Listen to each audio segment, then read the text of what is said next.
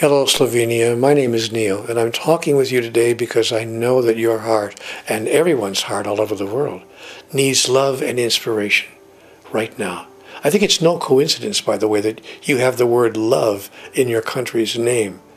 And I'm traveling to you to show you how much you are loved.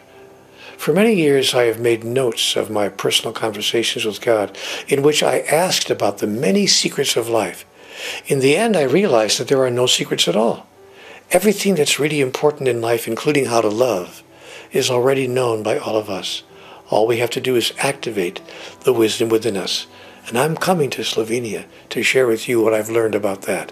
And I want to show you a self-realization process that I use myself that will help you to live a fulfilling life. You deserve that kind of life, and I want you to know that it's possible for you to have it.